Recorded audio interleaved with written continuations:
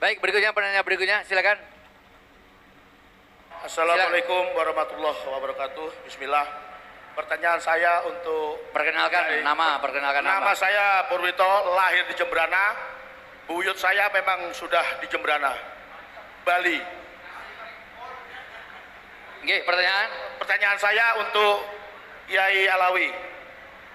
Melihat kejadian pemalsuan makam-makam palsu yang ada di bumi Nusantara oleh klan Balawi, apakah ada di belahan dunia ini gara-gara pemalsuan makam, klan tersebut menguasai suatu negara? Kalau ada, mohon dijelaskan agar di sini ada pencerahan. Kita sudah tahu sebenarnya pemalsuan makam-makam itu adalah ujung-ujungnya untuk mengumpulkan duit. Yang kedua, sejak saya kecil tidak ada di Bali ini namanya Wali Pitu. Saya ingin tanya di kalangan sini, siapakah penemu Wali Pitu yang pertama kali di Bali ini? Saya orang Jembrana, lahir tahun 1975. Rumah saya di Gilimanuk, Banjar Arum Barat. Silakan. Matur suwun, wallahul muwaffiq ila aqwamit thoriq. Wassalamualaikum warahmatullahi wabarakatuh. Baik. Baik, saya tabung ya. Sebuah hadis sahih dari Nabi Muhammad SAW, man tasabaha bi qaumin fahuwa minhum. Semua insya Allah hafal hadis ini, tapi hadis ini bukan hadis biasa. Hadis ini adalah hadis yang luar biasa dan penjelasannya begitu dalam. Dikatakan man tasyabaha, barang siapa yang menyerupai, maksudnya barang siapa yang memiliki tasyabuh, memiliki sifat-sifat, perilaku, karakter sebuah kaum, sebuah kelompok, fahuwa, kalimatnya fahuwa, berarti kalimatul muqayyad, diikat oleh Nabi, pasti kata Nabi dia termasuk bagian itu. Tahun 2009 sampai tahun 2015 yang kita temukan data bahwa di tanah Filistin atau Palestina yang kita sebut sekarang dengan negara Palestina terdapat pembangunan makam-makam palsu sejumlah 5.000 makam. Dari tahun 2009 sampai tahun 2015 yang baru ketahuan dan bisa dibongkar baru 500 makam, dan makam-makamnya kosong semua. Sekarang kita bandingkan dengan yang terjadi di Indonesia. Kalau kita mengacu kepada hadis ini, artinya ada kesamaan gerakan, ada kesamaan pola. Man tasabah bi kaumin. Jadi kita artikan, siapa saja, kita ringkas saja hadis ini, siapa saja yang berperilaku, yang memiliki sifat, karakter bi kaumin, kita artikan sama dengan bangsa Zionis Israel, maka dia sudah termasuk bagian itu. Ini kan indikasi yang luar biasa dari Kanjeng Nabi. Karena Kanjeng Nabi kan tidak mungkin sekarang salah untuk menyampaikan sesuatu. Iya. Beliau ini yang disampaikan semuanya adalah wahyunya ilahi. Jadi pasti yang disampaikan oleh Kanjeng Nabi adalah sebuah kebenaran. Tinggal bagaimana caranya kita sekarang memahami setiap sabda-sabda Nabi ini. Jadi ada kesamaan pola gerakan antara pemalsuan makam-makam palsu sekarang di Palestina yang dilakukan oleh Zionis Israel dengan pemalsuan makam-makam yang terjadi di bumi Nusantara oleh kelompok Balawi. Ada sama, apa yang samanya? Pemalsuan makam, satu. Kedua, saya belum mendapatkan data yang sahih, yang teruji di antara semua negara yang melakukan pemalsuan pemakam ini hanya terjadi di 2 negara saja. Satu di Palestina, 2 di Indonesia. Sehingga apabila ada selentingan suara-suara dari masyarakat yang mengatakan mungkin, katanya begitu, mungkin Balawi ini adalah agen-agennya Zionis, ya jangan disalahkan juga. Karena apa? Ada kesamaan pola gerakan. Lalu mengapa sekarang Zionis Israel harus melakukan sekarang pembangunan makam-makam palsu? Satu jawabannya, untuk membuktikan eksistensi nenek moyang mereka sudah ada ribuan tahun yang lalu. Agar apa? Agar mudah mengklaim ini adalah bangsa leluhur kami. Dan ini pula yang 100% identik dilakukan oleh kelompok Ba'alawi di Nusantara. Terima kasih kami haturkan atas waktu yang diberikan, dan saya juga mengucapkan rasa bahagia dan bangga telah hadir di majelis ini dan bertemu langsung Yai Imad dan tim, yang ini adalah momen yang sangat sakral ya, tidak sewaktu-waktu bisa kita lakukan, apalagi kita ada di Provinsi Bali. Tapi sebelum saya mengungkapkan apa yang ingin saya sampaikan, saya terlebih dahulu ingin menyampaikan satu ayat Al-Baqarah 42, wala talbisul haqqo bil batil wa taqtumul haqqo wa antum ta'lamun. Jadi seharusnya kita tuh berpijak pada kebenaran dan jangan menutup-nutupi kebenaran, jangan mencampur adukkan kebenaran dengan kebatilan, jangan menutupi kebenaran sedangkan kita mengetahui kebenarannya. Perkenalkan, saya Widianti, saya dari Kampung Kusamba, Klungkung. Di Klungkung itu ada satu situs yang diklaim sebagai makam Habib Al-Hamid. Jadi tiba-tiba ada terah gitu ya, yang langsung menuju Sunan Ampel kalau tidak salah gitu. Nah, kami dalam perjalanannya itu kan mengawal kenapa itu bisa terjadi, bahwa di Bali ini kan ada sebuah tren, yakni wisata rohani, yakni Wali Pitu itu yang sangat menjual. Kemudian disertasi saya dari tahun 2015 yang diujikan tahun 2019 itu juga menemukan titik kesamaan di wilayah Jembrane, yang saya sebenarnya meneliti tentang perkembangan pendidikan tinggi Islam minoritas di wilayah mayoritas, jadi hubungan mayoritas minoritas. Tetapi di tengah perjalanan penelitian saya menemukan implikasi atau dampak yang signifikan bahwa di sana ada pengakuan oleh Habib dari Kalimantan, sehingga penyebaran di sana diakuisisi atau diakui telah diinisiasi oleh Habib-Habib dari Kalimantan gitu. Padahal kita tahu di sana ada juga terahnya temannya Yai Hasyim Asy'ari dalam mengembangkan Nahdlatul Ulama. Kami tidak bisa sebutkan di sini, tapi insya Allah semua orang tahu. Nah, belakangan itu kan sampai saya dikirimi manuskrip, sejenis manuskrip terah-terah itu, dan saya masukkan bodohnya ke dalam disertasi saya yang diujikan 2019, sampai penelitian Yai Imad yang diverifikasi secara ilmiah ya, karena kita penelitian berbasis ilmiah yang diperkuat oleh tes DNA. Nah, di situ kami melihat bahwa ini harus diungkap kebenaran, khususnya di daerah saya dan di beberapa daerah-daerah lain, khususnya di Provinsi Bali yang mempunyai akar masalah yang sama.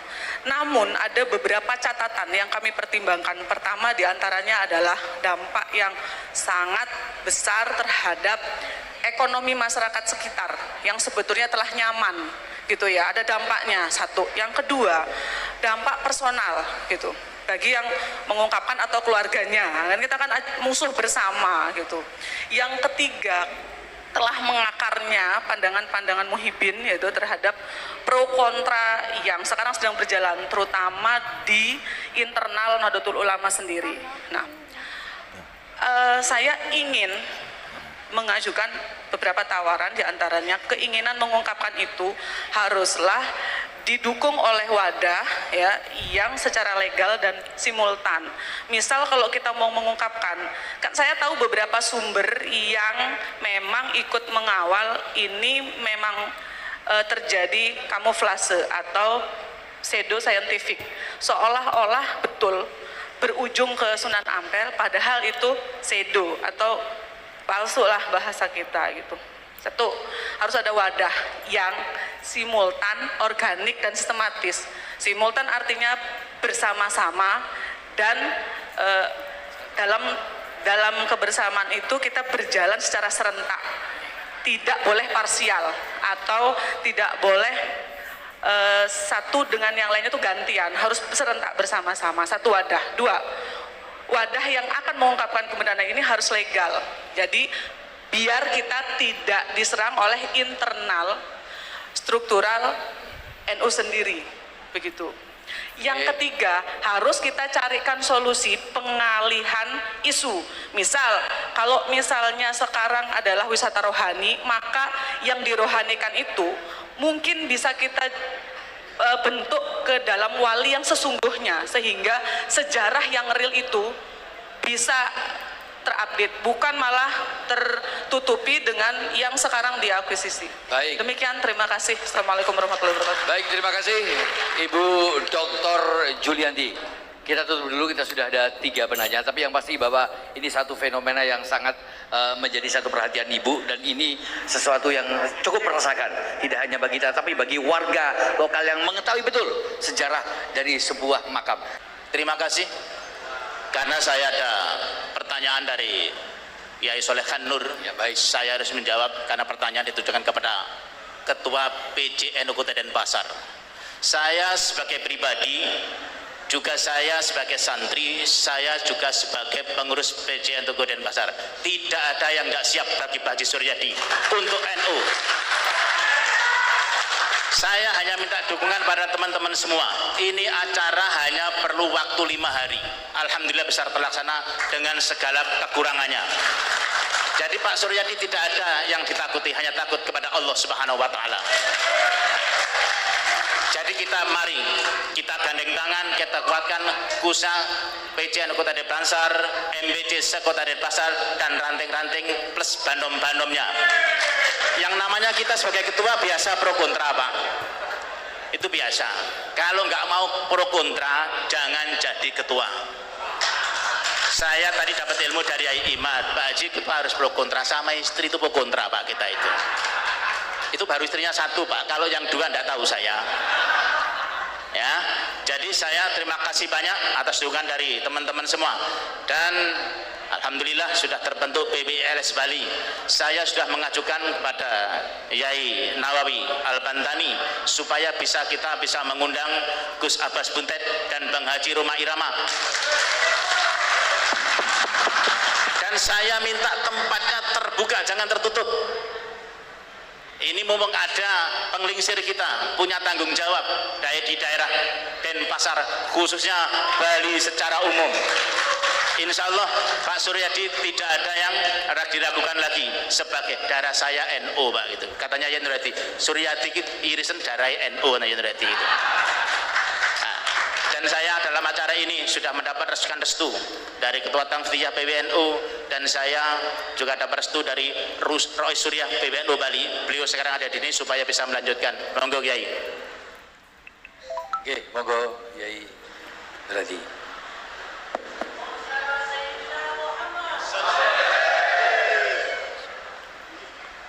Assalamualaikum warahmatullahi wabarakatuh.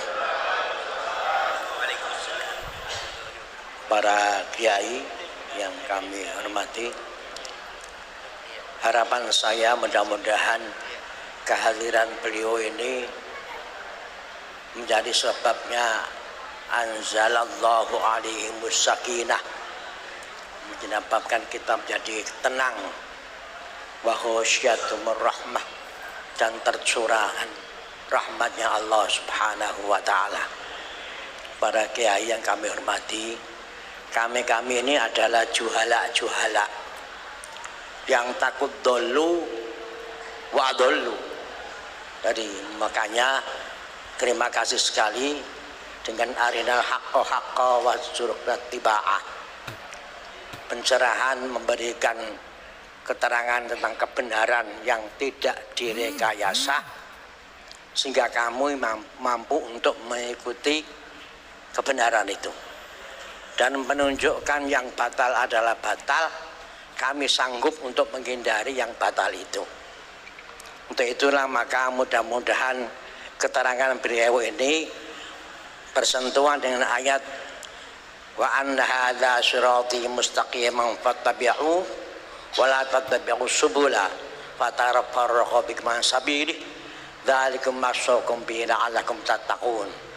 Ini adalah jalan kebenaran yang harus kita ikuti. Jangan mengikuti jalan-jalan yang tidak benar.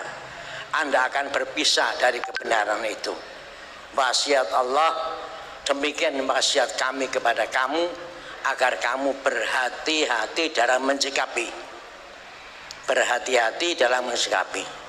Jadi kebenaran yang bisa dipertanggungjawabkan di hadapan Allah Subhanahu wa ta'ala. Sehingga kita yang di Bali ini, yang minoritas, walaupun sudah dikatakan mengaku orang Bali, terjadi ruhama ubainahum. Paham ya? Terjadi ruhama ubainahum. Jangan ada gejolak yang sensitif, karena di Bali ini daerah wisata. Kalau ada gejolak yang tidak diinginkan akan mengganggu pariwisata, dan kita gampang dipetani. Soalnya sidik gampang, oh nak selam itu toh, ini yang bahaya. Nak selam itu gegeran terus, sama dengan waktu Darussalam yang diprakrasai Kiai Samsul. Itu kalau terjadi GSN antar umat, bukan umatnya yang ditangkepi, masjidnya ditutup. Ini kan bahaya ini. Kita jangan sampai terjadi GSN di antara kita. Ini fakta ini. Kalau masjid gawe royoan, dulunya ke NU, muncul orang yang mengaku bahwa itu masjidnya dia direbut, mau jadikan kelompok jenggot itu. Kaji Samsul, iya, Kaji Samsul mentang-mentang wis pokoknya mati-matian. Saya sebagai Rakyat Surya, saya sampaikan kepada Bangser, kalian jadi Bangser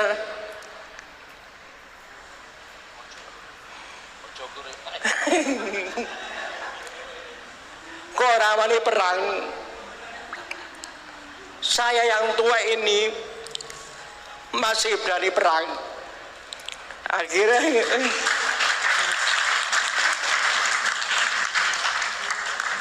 Darussalam dikepung sama Banser. Alhamdulillah sekarang setelah ini Darussalam berani memasang simbol NU dengan benderanya. Dari dulu saya bilang pasang bendera NU. Kalau ada yang merebut, apalagi menurunkan bendera NU, lawan. Bangser siap melawan. Jadi sekali lagi pesan saya, terjadi ruhama ubainahum, monggo rukun-rukun saja. Walaupun keterangan beliau tadi jelas itu. Jadi penjelasan beliau telah jelas. Kita bisa memilah ya. Jadi bisa memilah. Tapi jangan sampai terjadi hal-hal yang negatif di antara kita. Ini soal usulan Ustadz siapa tadi? Tersolehan sama Ustadz. Nah, ini kita di organisasi tidak gampang memberikan keputusan sebelum musyawarah. Maaf saja ini kepada ketua PJ yang semangat, PJ Denpasar ini, soal kelanjutan apa yang disampaikan tadi, kami di wilayah akan bermusyawarah supaya enak jalannya nanti. Jadi cabang tidak boleh mengambil inisiatif sendiri tanpa memberitahukan kepada wilayah. Yang bertanggung jawab kalian adalah wilayah. Tolong ini ya dimengerti. Jadi ini bukan organisasi kampungan, bukan, nasional dan internasional. Makanya hati-hati. Sama dengan kemarin peristiwa dengan Perda Bali, kami dari NU didorong-dorong untuk menentang Perda. Ini berbahaya kalau ada kemudian pemerintah daerah tidak senang dengan NU dicing. Ini kan harus hati-hati. Pemerintahnya minhum sedaya Pak Yai. Jadi pemerintahnya dari atas gubernur sampai ke bawah minhum KB. Makanya saya kemarin waktu pilihan saya bilang, kalau milih itu jangan yang kalah, yang menang yang dipilih. Kalau yang dipilih yang kalah, NU dicing, amok tenan nih. Jadi kemarin waktu pertemuan sama Koster saya bilang itu, anda kalian bila mana perlu rakyat istikharah. Nah orang istikharah penelitian yang benar, mana yang kira-kira menang dipilih. Jangan instruksikan kepada anggotanya sampai ke bawah, milih yang kalah, remuk awake dhewe. Ini faktanya kayak begitu. Ini jadi ini sekali lagi saya terima kasih kepada Kaji Suryadi dan kepada PCNO yang menjalankan acara ini. Untuk kelanjutannya nanti harus dibicarakan di tingkat PW. Ngoten nggih. Ah nggih. Jadi enak ya. Yang terakhir masalah Wali Pitu. Ini saya ikut andil memberikan masukan. Sebenarnya ide tempat ziarah itu saya. Idenya saya. Kemudian saya ketemu Habib Thoyib. Saya bilang, Bib, tolong diteliti itu. Nasabnya, sanadnya, keilmuannya, amaliannya. Yang penting saya itu untuk mengalihkan pandangan orang Jawa Barat. Maaf ini, Kiai, kebetulan di pondok saya itu sering ketemuan orang Jawa Barat. Ke rumah ketemu saya, ndonga metu. Habis itu kemana? Ke Kuta ndelok sumur. Itu Yai. Ini jangan. Jadi oh gitu ya. Itu dari saya ndonga ape-ape khusyuk keluar dari rumah saya, keluar ke Kuta. Ke Sanur ndelok sumur-sumur itu, susunya dijemur itu loh. Anak Pak sampean. Itu kelakuannya orang Jawa Barat. Nah, saya punya inisiatif gimana caranya itu mengalihkan dari itu untuk religi. Itu saya maka berpikir, wah enak gawe tempat ziarah ini. Tapi saya tidak menyebutkan itu wali, ndak. Wong sholah yang patut diziarahi. Yang menamakan Wali Pitu itu Habib Thoyib dari Surabaya. Monggo sampean, saya ditengkan orang Muhammadiyah, kok itu sok-sok tahu la ya wali ya ila wali. Saya bukan wali, saya wali murid itu loh. Jadi yang nyamakan itu Habib Thoyib. Nah, sampean protes Habib Thoyib, jangan protes saya. Dan saya intinya itu tadi, orang Jawa Barat yang ziarah ke saya supaya tidak maksiat, gimana caranya itu. Itu tok ya, maaf loh.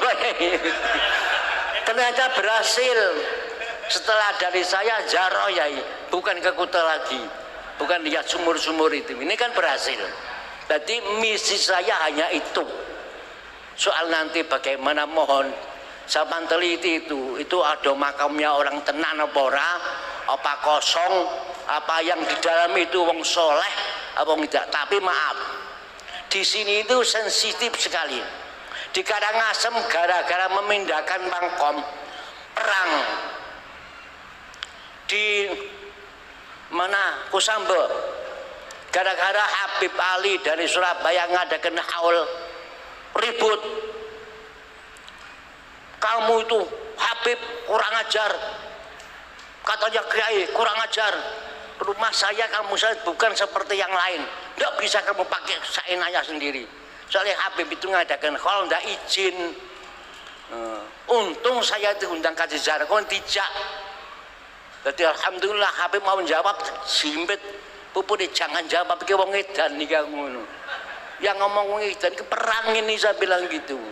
Akhirnya diem dia. Ya alhamdulillah saya ngomong, Ji saya sini alhamdulillah, bagaimana keluarganya sehat walafiat, alhamdulillah Pak Yai. Saya sini silaturahmi Pak Yai. Akhirnya diterima dengan baik. Habis itu dibeliin sekop bungkus. Seandainya saya tidak ada di situ, perang bener. Ini makanya di sini harus hati-hati. Nah jenengan nanti mau bongkar wali yang di Kelungkung, hati-hati. Jelas perang, tidak seperti di Jawa. Lihat di Jawa itu makam-makam dibongkar tidak ada yang protes. Tapi kalau di sini Karangasem perkara mindah. Makom aja perang ya. Nah ini mohon. Jadi hati-hati monggo diteliti dulu. Zaman ambiliti sampan ndok kono ya tirakat. Iki ana wonge apa ora, ana mayite apa ora, iki wong saleh apa ora. Tapi niat saya baik, niat saya kok sebenarnya saya baik itu mengalihkan orang Jawa Barat tadi yang tadinya ke sumur Malaysia itu ya ini maaf ya ini. Tapi ini berhasil alhamdulillah ya. Jadi jawaban saya seperti itu. Jadi tapi jangan nyalakan saya kalau ide itu saya kemudian yang menetapkan saya bukan. Saya tidak menetapkan itu wali tidak. Hanya wong soleh yang patut diziarahi itu tok. Nah, terus ditamakan wali pitu. Itu kok karepe Habib Thayyib pitu mbah. Nah, jenengan peneliti monggo. Ini sejarahnya seperti itu ya. Jadi maaf kalau sekarang viral dan sampai merasa tersesat dengan ziarah sana ya monggo sampean teliti sik. Aja iki anu aja sik. Teliti bener ya baru durung monggar. Terima kasih Bapak. Jadi biar kami hormati demikian keterangan saya dan sekali lagi monggo. Jadi apa yang sampai para kiai tadi ini diamati, dicamkan, dipahami benar. Mudah-mudahan saya sendirian untuk siraman rohani yang segar. Assalamualaikum warahmatullahi wabarakatuh. Saya tambahkan sedikit ya, karena ini penting. Dari berbagai macam pertanyaan tadi, masalah wali pitu ini selalu keluar. Berarti cita-cita mulia dari Rois Surya tentang adanya wali pitu itu memang bagus. Jadi agar Bali sebagai daerah wisata tetap dikunjungi bukan hanya oleh orang-orang yang mau melihat pantai, tapi juga Bali mempunyai potensi lainnya, yaitu adanya wisata religi. Karena apa? Karena banyak orang di Indonesia ini yang ingin ke Bali. Karena apa? Di dunia terkenal, banyak dari mancanegara datang, tapi banyak orang Jawa Barat anu ti Garut, ti Cianjur eta can nyorang ka Bali, tapi era mau ka Bali na eta malu ka mau ke Bali, takut disangka mau melihat bule kan. Jadi dengan adanya ini wisata religi, ziarah wali-wali itu, maka mereka sebagai manusia yang ingin juga ke Bali itu ada alasannya, yaitu mau ziarah ke wali-wali yang ada di Bali. Jadi penting buat Ketua PWI, ini saya kira Ketua PWI, PCNU atau PWNU dengan Ibu Dr. Widiawati itu bekerja sama, dibentuk tim untuk keinginan luhur daripada Yai Rois Surya tadi yang ingin membantu saudara-saudara khususnya di Jawa Barat anu hoyongna neule-neule eta nya. Ieu di Bandung ieu. Kalau saya dari Banten enggak. Saya itu Yai udah 3 kali bawa santri naik bus ke Wali Pitu. Itu saya khusus sekali nangis sampai doanya Allah. Ya karena apa? Mungkin walaupun makamnya itu kurang pas, tetapi doanya Rois Surya ini yang membuat saya khusyuk doanya itu. Saya bawa santri 3 bus, 2 bus kadang ke Wali Pitu. Jadi menurut saya PCNU atau PWNU Bali dengan peneliti pakar sejarah, di sini ada Ibu Widiawati yang sudah meneliti daripada nasab-nasab Wali Songo yang ada di Bali kaitannya dengan makam-makam Wali Pitu itu duduk bersama. Jangan tanya anggarannya mana. Di sini banyak orang-orang kaya di Bali tuh bikin proposal penelitian Wali Pitu, terutama di Ketua PCNU Denpasar anu loba duitna. Terima kasih. Sebentar tambahan sedikit. sepertinya tadi kan ada sedikit teguran buat saya. Jawa Barat tadi Rois.